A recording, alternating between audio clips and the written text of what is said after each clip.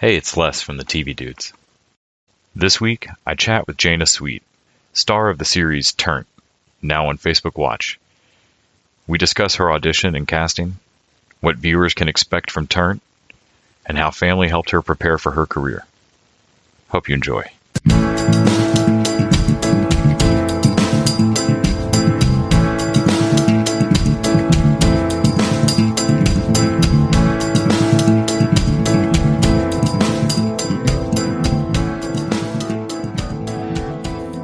So you play Natalie on Facebook Watch's new series, Turnt. Can you talk a little bit about your character and the audition, getting the role? Yeah, totally. So the character is super fun.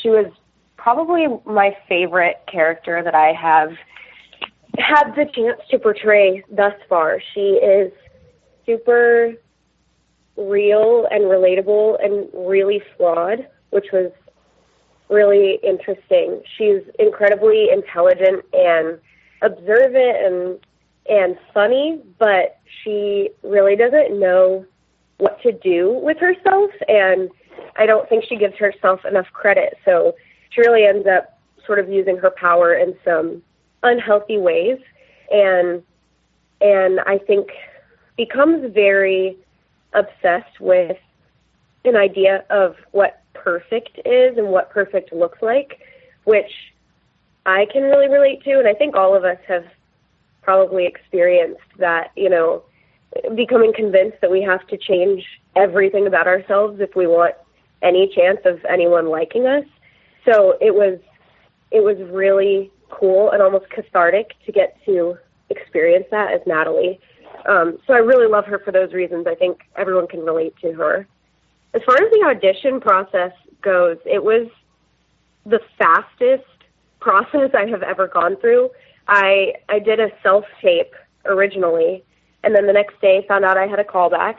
The day after that, I was at the callback and did a chemistry read. And I actually read with Chase Edmondson at the chemistry read, who ended up getting cast as my character's best friend, Rocco.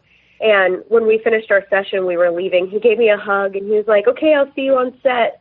And it was funny because then the next day I found out I got the job, and then literally the day after that we were at the table read, and then the next morning we were on set and filmed for 4 months. So it just went real fast. What was your high school experience like? Did it at all resemble Natalie's? Yeah, in a lot of ways it did. I went to an arts high school, so for about a year and a half before I switched to online. And my freshman year was actually pretty great. I had experienced a lot of bullying and, all the normal middle school stuff that we all hate middle school for lots of reasons. So I had experienced that, and my freshman year of high school was a lot better than that, but I definitely, talking about Natalie's obsession with perfection, that is 100% something I experienced. And, I've been pretty open about, I lived with an eating disorder for a really long time. And I view a lot of how Natalie's mind operates in terms of putting herself down and trying to make herself something that she isn't so that people will like her. I related to that in a lot of ways in terms of, what an eating disorder kind of feels like, or at least felt like in my experience. So I would say I experienced a lot of what Natalie has gone through. Obviously not quite to some extent, but we can all relate to wishing we were someone that we're not, I think. Yeah. Facebook Watch is just almost a year old to the day, I think, right now. Mm-hmm. How do you interact with television now? Do you watch much TV? Do you watch it on cable, YouTube, Roku? I watch everything streaming. I had cable a couple of years ago, but I haven't had cable in so long. So I watch everything on apps on my PlayStation 4. So I watch Hulu and Netflix and, borrow friends' HBO Go passwords, but I have not watched regular TV except when I've been home visiting my parents in probably 2 or 3 years, which I think is really fascinating about the way that we live now. Yeah. But yeah, Facebook is super new, and it's kind of cool to get to be a part of a brand new platform, because you got to think like Netflix and Hulu used to be brand new as well. So it's cool experiencing it, in a time when we're all already used to watching TV via the internet and streaming services. But, how is this new platform going to interact with that world? I think it's really cool. When I first heard about it, I felt super old and was like, oh, these kids with their newfangled Facebook watches.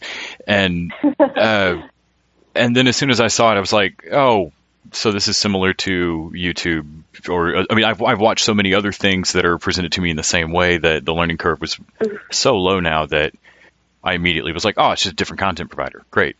Right. I know, don't you kind of wish they were actual watches, though, that you got to watch TV on? I will say, for just a minute until I heard it come out of my mouth the first time, and my wife looked at me and went, it's not a watch. I had it in my head, this, Dick Tracy style, that this is TV purely for some kind of Apple Watch competitor, and now my brain won't let it go. Yeah. That would be amazing. I hope they do that. Yeah, all I can think is, I think in You're the Worst, they have a running joke that, the Waze app has TV shows but they'll only show them at stoplights, and did you feel like the short format for the episodes was that different for you as an actor? Did it feel like you broke it up weird for you, or was it kind of all the same shooting across the 4 months? It was sort of the same because we filmed it as if it wasn't broken up. It was the way that we were filming it. We had a block of 8 episodes, and then we almost treated each of those 8 episodes as one super long episode. So it felt kind of normal. It felt maybe closer to a film schedule than a regular TV schedule for me. But it wasn't anything super weird. It is kind of fun watching it and realizing this episode's only 13 minutes, but in my head it was an hour long. So That's been interesting. I read that your short film Daughter was a collaborative project with your dad. Mm-hmm. How is your family and family support kind of helped your formation as an entertainer and an actress? That's a good question. I feel incredibly privileged that my family has just been very supportive of, what I've wanted to do my entire life. So I definitely think the support affected my growth, because in a lot of ways I had a lot less to worry about than other artists and actors have to worry about when it comes to, their family approving of their life choices and, being supportive of their career. So I think because of the privilege I had with that, I really felt free to dive in head first and really explore myself as an artist and just sort of go for it. In a lot of ways, I don't think I would have gone for it as strong and as hard as I did if I didn't have their support. So you can't get any better than that. I'm so lucky to have them. You sing, you've acted. What themes do you feel like carry through your work so far? I know you don't always get to pick your projects, but you've done some short films, mm-hmm. and when you have, what do you feel like you look for in characters that you like presenting in your work? Oh, that's such a good question. As a writer, I think I explore family dynamic a lot, and also just interpersonal relationships in general. So even my songs, less so than things I write being about only individual experiences or thoughts. A lot of the time it's about relationships and sort of how I interact with the world around me and the people around me. So I think I explore a lot of dynamic and relationship. And then as far as like just what I feel drawn to, anything that feels really personal to me, I'm excited about. So I love getting to play characters that, in some way are going through something I have been through, and kind of getting to bring that experience to life. It's a really weird form of therapy, I think, for me when I get to play a character, like Natalie in Turnt. It almost felt cathartic by the end, because I had lived out this part of me that I had been living with for so long. I got to live out and almost got it out of my system in a way. So I don't know how healthy that is, but I love anybody who I can just really relate to on some level. I'd read that you collect versions of Alice in Wonderland. Yeah. What about that story draws you? So much about it. I'm actually wearing an Alice in Wonderland T-shirt right now, so that's kind of funny. My shirt is purple and it has a big picture of her face and it just says "Dreamer" on it. But I have loved Alice in Wonderland since I was pretty young. I read the original book when I was, I think, 13 or 14. So I liked the story before I read the actual original piece of work, and then from there, my love for it has grown. I've lived my whole life with really vivid dreams and specifically nightmares. And growing up felt like no one quite understood sort of what living with having these really weird nightmares every night felt like. And when I discovered Alice in Wonderland, it's this really weird, almost nightmarish world that this girl falls into and has to make her way through and out of. And I related to that in some way, felt like Alice understood me better than a lot of the people around me. What about the print variants or different printed versions appeals to you? I have a couple of my favorite books that I have to stop myself from compulsively buying different versions when I find them. Oh man, I love. So I have one of my favorite ones is I have the annotated Alice, and that's really cool because it, on the side of every single page, it breaks down the inspiration behind certain things, or there's this part, the part where the Mad Hatter is going on he has his poem, and they actually give the full poem that Mad Hatter's little speech was inspired by. And I think stuff like that is so cool, just sort of seeing where Lewis Carroll had drawn from. Mm-hmm. And then I also love different retellings of it. One book I read when I was 15 that I really liked called Alice, I Have Been.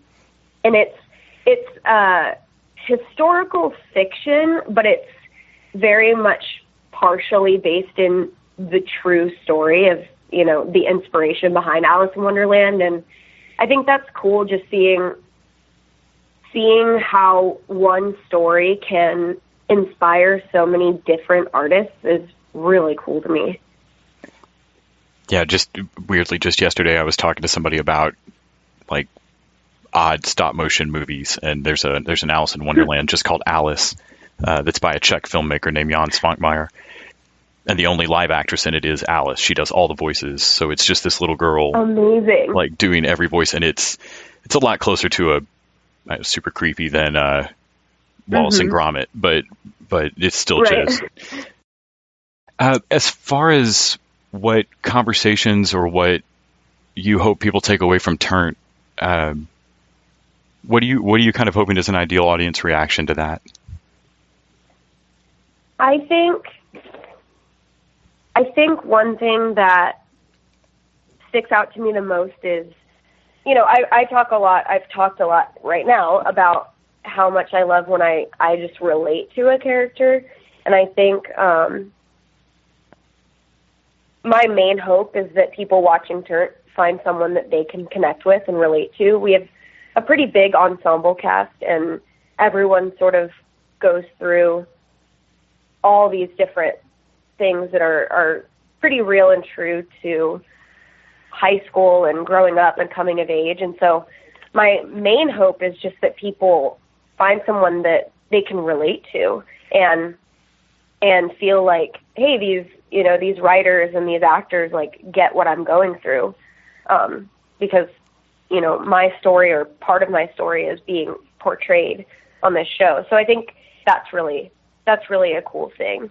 And I also just think the show has a lot of representation specifically for the LGBTQ community. And I hope people just can take something from that. I think, there's a lot of talk in Hollywood about how there's lack of representation for basically every group except for white people. And I think it's good to be a part of something that is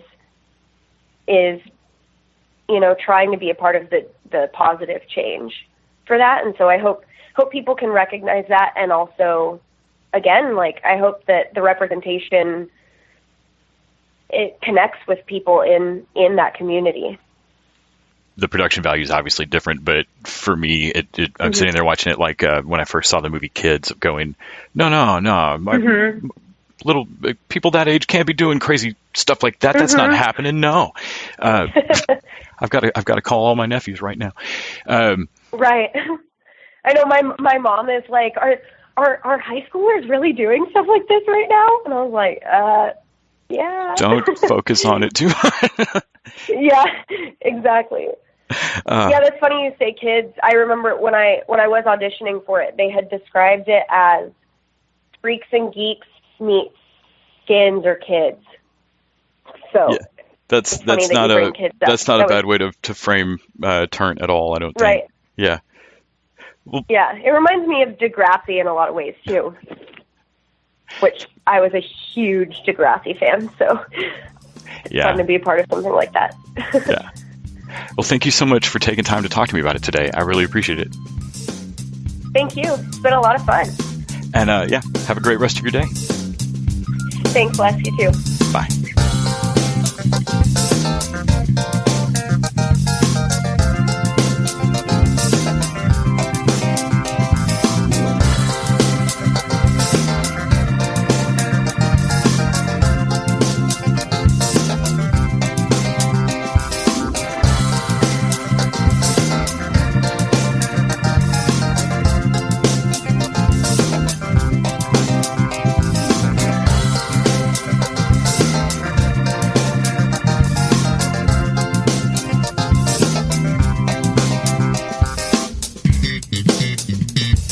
The TV Dudes is an independently run podcast and a member of the Electric Sweater Podcast Network. We are exclusively listener-supported. If you'd like to help us out, go to patreon.com/TVDudes. You can like us on Facebook and Twitter @TVDudes. All the music for our show is by our friend and original TV dude, Gregory J. Amani Smith. To find out more about us, go to thetvdudes.com and electricsweater.com. I'm Grant Davis. Thanks for listening.